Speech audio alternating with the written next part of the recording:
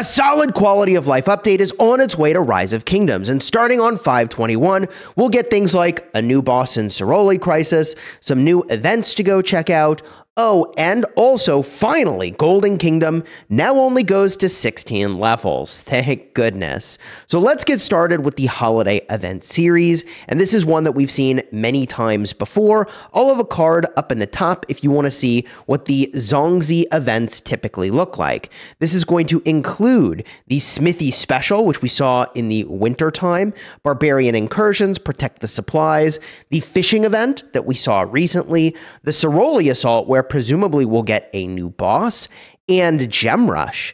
Make in-game purchases to earn extra gifts. The Road to Greatness. Walk on the road to greatness and recharge to earn rewards. This will only be launched in regions where it's during or after Season 2. Check the event calendar for the schedule. All right. World Wanderer coming soon. The new World Wanderer event will be available in the Lyceum of Wisdom. The first stop of your journey is ancient Rome. I'm going to be honest with you. People say they play this game for history. I am not one of those people. I play this game because it's a game. So, for those of you that are into history, you'll be able to travel through time and space with a learned scholar and experience history as it once was. I certainly will check this out. I don't do the dialogue. I don't do the history stuff. I don't do the quiz stuff. This is just not for me. I'm here for the city building war game. Lost Kingdom Optimization. Warriors Unbound Season of Conquest. Become a pioneer in the mini season mode. Now, I wish this had a little bit more explanation because I don't exactly know what this is. We already have Warriors Unbound as a mode, but is a mini season a shorter season? Is that what they're talking about? I think it is. Siege of Orleans Season of Conquest Story Optimization. They have added and updated these skills in the Siege of Orleans story. And I'll say this, I played this KvK once. The swarm meta in this KvK is insane. And if you actually like defending stuff, then I would play a different KvK format. Once you get all the auxiliary skills in this KvK format, in my experience, defense is not possible. There is only field control and swarming, and defending is not really a thing. New Lost Kingdom threads. Now, this is also a little bit of a head scratcher for how exactly this works. I'm a visual person, so if I had a series of pictures about this update, I would understand it so much better. But the new Lost Kingdom threads, each Lost Kingdom thread will replace Lost Kingdom chat. Each message sent by a governor will become a thread that other governors can reply under. So like Lost Kingdom chat becomes like Reddit, like a forum. The new thread system will remain active until the end of Lost Kingdom season and will be reset when the season ends. A pioneer experience for the thread system will be launched in certain Season of Conquest Lost Kingdoms that begin after the update. The thing I don't understand here is what problem is being solved, but let me know your thoughts down below in the comments. This one should be exciting though. Golden Kingdom Optimization. Thank goodness it's no longer 20 floors, it's only 16, and they've adjusted the difficulty of all floors accordingly, which means I think they're probably a little harder. They've added the Covetous Invaders to floor 16. You can attack Covetous Invaders and receive rewards based on the amount of damage you inflict within the time limit. Even if you don't defeat the Covetous Invaders within the time limit, you still win the battle, receive a chest containing extra rewards. So I like this. It's giving you like a DPS meter at the end to say like, hey, how good was your squad this run? I think this was something that Golden Kingdom needed, and I didn't even know that it needed.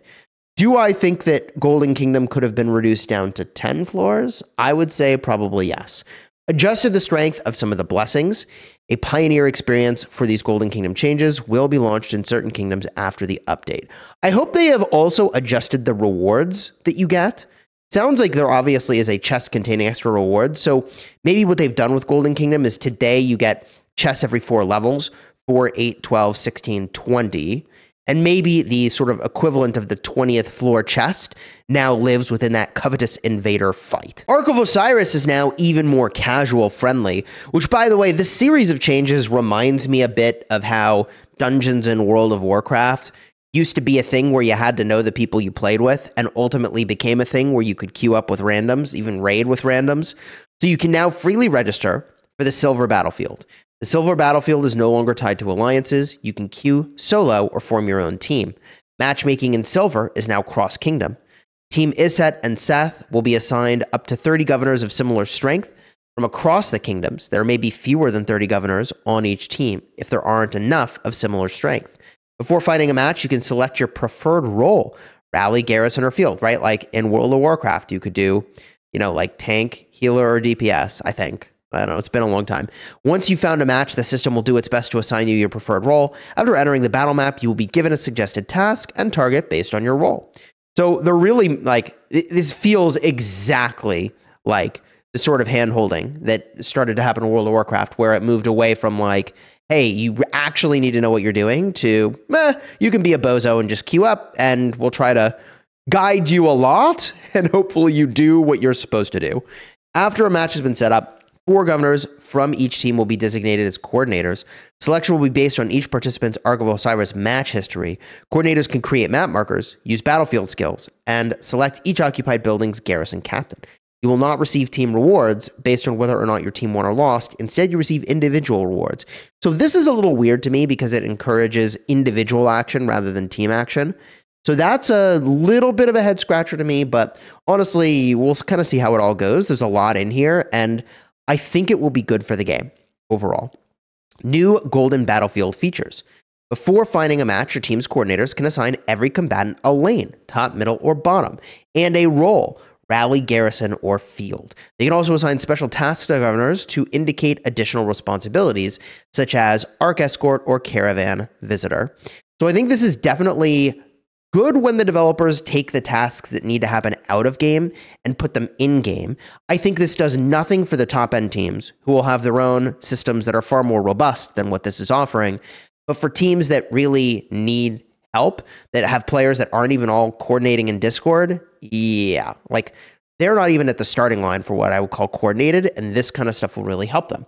After entering the battlefield, you'll be given suggested tasks and targets based on your role, and the Pioneer experience for these features will be launched in certain kingdoms after the update. For the PC version, we're getting new device load, display, and customization options under the settings.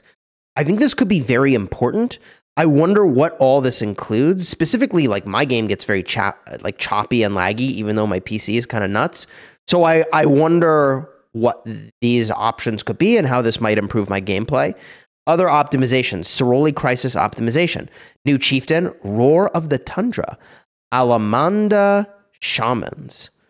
So they're adding new animated chieftain strategy guide as well to help you learn about each chieftain's skills and formulate winning strategies. Yeah, I mean, the way this works today is they're here's a million boss abilities, figure it out. And it's kind of difficult. I feel like the thing that would be most helpful, and they say new animated chieftain strategy guide, this is exactly what it needs. In Call of Dragons, they have these things called artifacts, which are, in my estimation, way more simple and enjoyable compared to the equipment system in Rise of Kingdoms.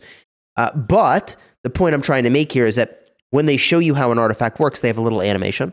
I think that's probably what they're copying here. And if you can actually see an animation of each of the skills, I'm visual, so wall of text just destroys my soul. So I think this could be really awesome for people to understand the bosses. Will they bother to watch the videos?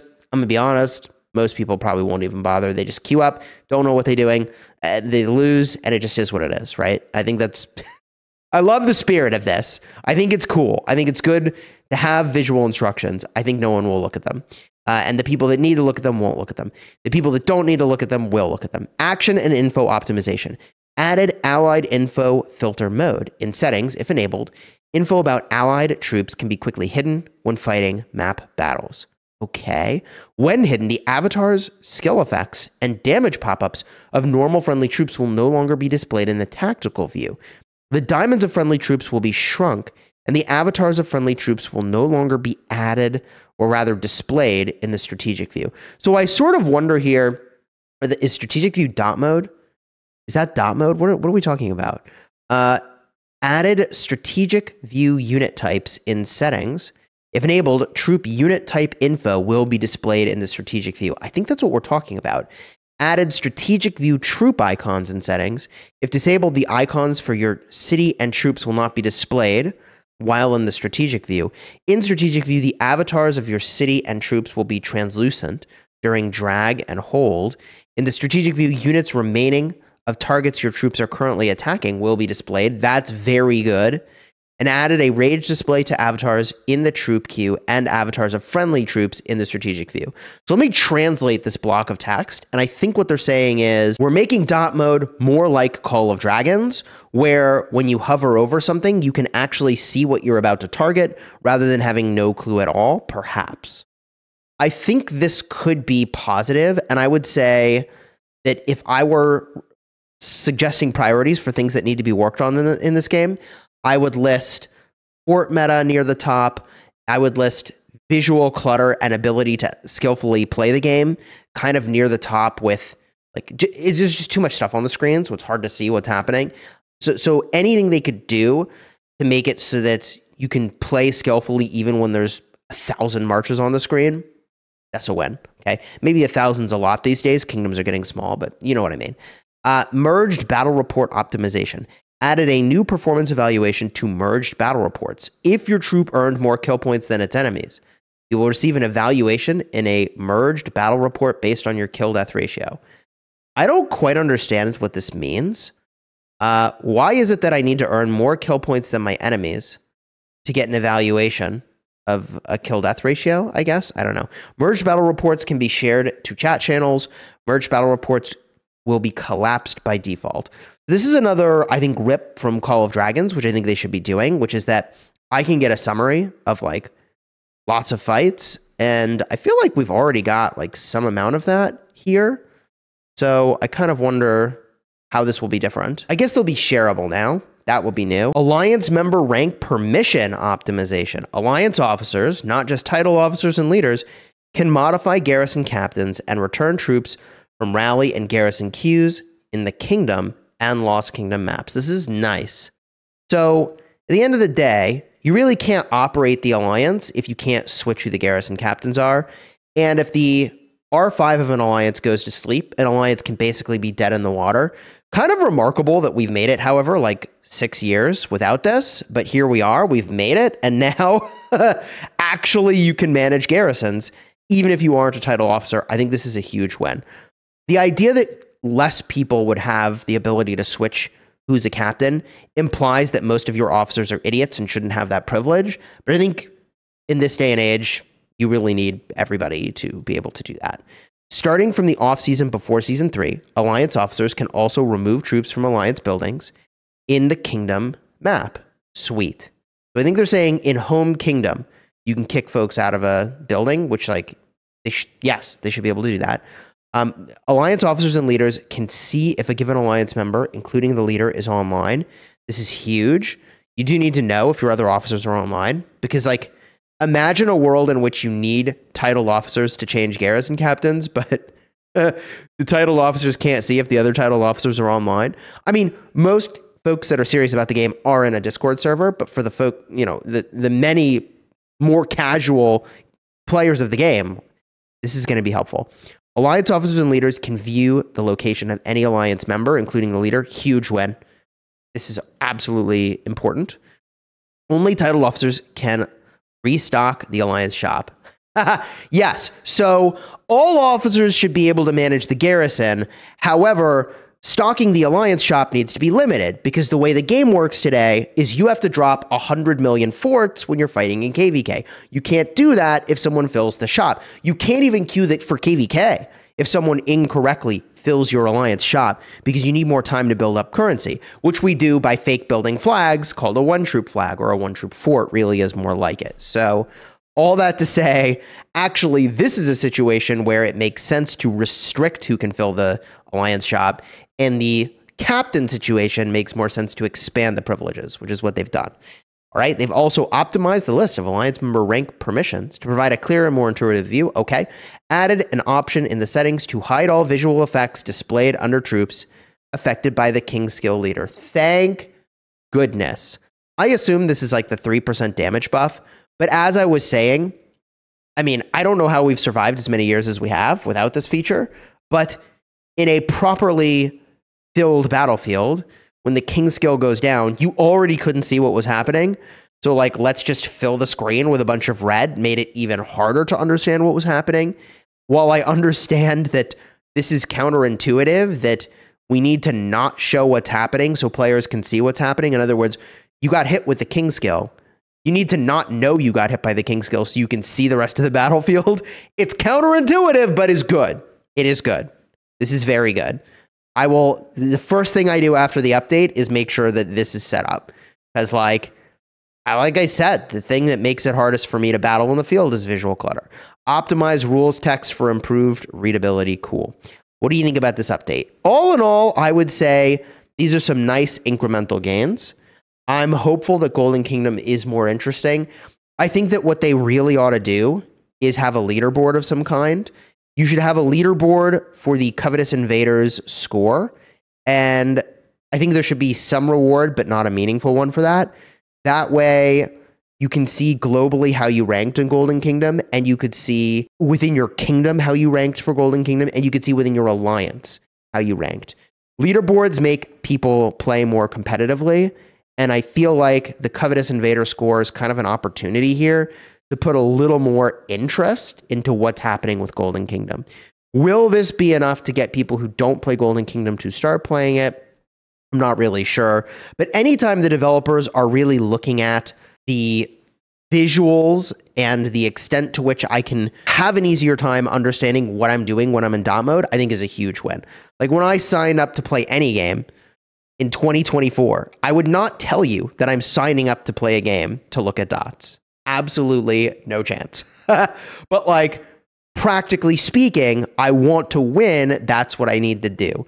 So the extent to which this becomes more about knowing what you're doing and being able to skillfully play within, hundreds of marches on the field, I think this is a win. So it's definitely a step in the right direction. And I think our next update in June, maybe in July, ends up being a new civilization update. That's my prediction. We're overdue for a new civilization. And if you want to see the time that the developers of the game flew me out to LA to film a commercial with the Pawn Stars, Rick and Corey, about Egypt and the release of that civilization. Hey, card in the end screen. That was freaking sweet. Yeah, there's a lot of people that probably have not seen this like TV quality commercial that got filmed.